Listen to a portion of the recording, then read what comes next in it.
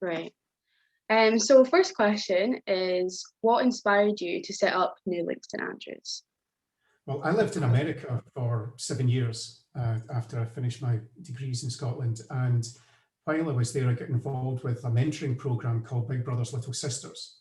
And then I moved back to Scotland after living in the States and moved to St Andrews.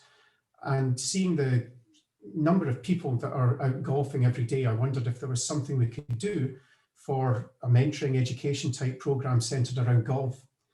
And everything sort of came together when I was traveling and met a gentleman on an airplane flight, and we got talking about mentoring programs. And George Davis is the man's name. He lives in Los Angeles, and he told me about a man called Charlie Sifford. And Charlie's picture is over my left shoulder here.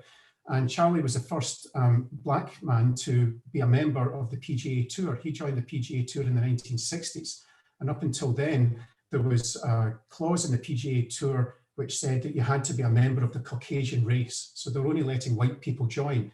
And I read Charlie Sifford's autobiography called Just Let Me Play. And that is really where we got a lot of the inspiration. And then I proposed Charlie for an honorary degree at the University of St Andrews. And he came over here in 2006 and received an honorary degree from St Andrews and got to play on the old course. So that was a wonderful thing to do. And we also were able to raise some money to bring over a group of kids from Los Angeles. It was a lot of personal money that we put in then, and we brought a group of kids from Los Angeles at the same time, and they met and played golf with local St Andrews kids, and they got tours of the town and the university, and it was just breaking down perceived barriers. That was really how it all started. Great. And so what does the charity aim to do? Well, it's really to inspire kids to stick in with their education. I work in education, and I can really see the benefits of getting a good education and what the doors that can open to you throughout your whole life. And what we've tried to do is use golf as the hook. So when the kids come over here as part of the program that we run, we bring kids over from different communities from different parts of the world, and they're throwing into a melting pot here at St Andrews, but it's all focused around golf. But because we've got the university, we have tours of the university, tours of the town. So we try and make it an education and cultural experience for them to meet people from very different backgrounds, but the common denominator is golf. And then to really show them that what they can do with golf, but also to keep in with their education. And so before COVID, what was the kind of normal running order and work process of charity? Well, there's two aspects to the charity. One is the annual youth visits that we have, where we bring kids from golf programs that reach out to communities that would not normally be associated with playing golfing backgrounds. So we bring over a group of kids each year we've had from throughout America, from South Africa, from Kenya, from Glasgow as well. So we're bringing kids to St Andrews that would not normally be coming to St Andrews. So that's one aspect of it. And we've been doing fundraising throughout the years to be able to fund that. And the other aspect is through support from the University of St Andrews, we were able to set up a scholarship. And our first scholar graduated in 2011. Now, because of the way the financial crash and things have been going since then, we haven't had any further scholars, but we are hoping that we can restart that program soon. And the first scholar was from Mansfield, Texas, and he finished a degree in economics here at St Andrews, a 4-year degree. Great. And so how has the pandemic affected your charity? Well, it's just stop on the annual youth visits. That's something that has ended last year. We were meant to bring over a group of kids from Northern California last summer, and that had to get put on hold. We're hoping that will happen again this year, depending on if the travel restrictions get eased.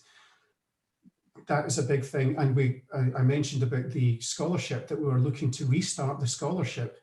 But again, that's had to be put on hold again because of the restrictions. We were unsure whether we would be able to, even if there was funds in place, if a child would be able to come to St Andrews. And it's really being here, being in the heart of the community in St Andrews that is one of the most important parts of what New Links does.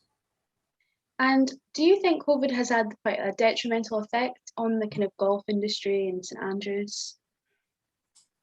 Golf in general, I would say there's a yes and no to that. Certainly for friends and colleagues of mine that run that are involved with the golf industry. It has had a devastating effect in that sense. There's not been the same level of tourism that comes in, golf tourists, and of course they're going to be spending money in the town and going to the wonderful restaurants that we have in St Andrews.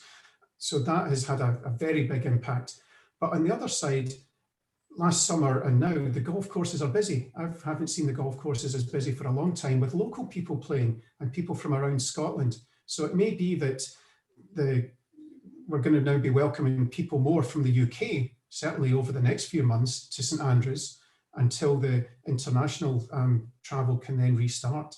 Yeah. And so could you tell me about your 2021 event that you're hoping to move forward? Well, we were hoping to have the group from Northern California come again. They would bring 4 children over this year. And the exciting thing is we're looking at a new partnership with an organization which is in Sacramento, California, and they're linked to the Sacramento Kings basketball team. And they reach out to kids in their local communities sometimes from very challenging backgrounds that those children come from. And with the pandemic, the Sacramento Kings had been putting money into basketball programs, but then indoor sports was cancelled and all they could do outdoors was either tennis or golf. So they started up a junior golf program, and the people that run that junior golf program learned about New Links and got in touch with us. And they have been furiously fundraising so that they can bring over a group of children from Sacramento, California. So that, if the restrictions ease, we very much hope that that can go ahead. And then they will participate in the normal week of activities, which involves golfing with local children, tours of the town and the university. The Royal and Ancient Golf Club of St Andrews opens the doors and welcomes the children in to take tours of the clubhouse. So it's really a wonderful week that they have. And it's not all golf. They also get involved with beach activities, and the Blown Away gang that run the beach activities in St Andrews, they always welcome them and get everyone into the water. It's always a good way to end the week. And overall, what is the most rewarding part about being part of this charity? Oh, there's so many parts about it. If I was to focus in on 2, meeting our first New Links scholar, Errol Moorer, 7 years after he graduated. I hadn't seen him for many years, and then he returned to St Andrews for an event in St Andrews. And having met him when he was only 18 years old, and then seeing him now in his mid-20s, he's working for a big finance company down in London, and just seeing how he'd matured and grown up and still is very much involved with golf and loving his golf. So that was a highlight. But then when I think about the annual youth visits, it's really the first day that the children arrive in St Andrews. We get them settled into David Russell Apartments, and we walk down from David Russell Apartments. It's about a 20-minute walk down to where the old course is. And I don't tell the kids where they're going. So we go down and we end up, we're right behind the 17th green. And I remember a few years ago, one of the girls that was on the tour, she turned to me and she had tears in her eyes and said, "You didn't tell me you were going to do this." Because all of a sudden, she's looking at the Swilcan Bridge and looking up the 1st and 18th fairways at St Andrews. She just wasn't expecting it. So it was an emotional experience for her. So that's always stuck with me.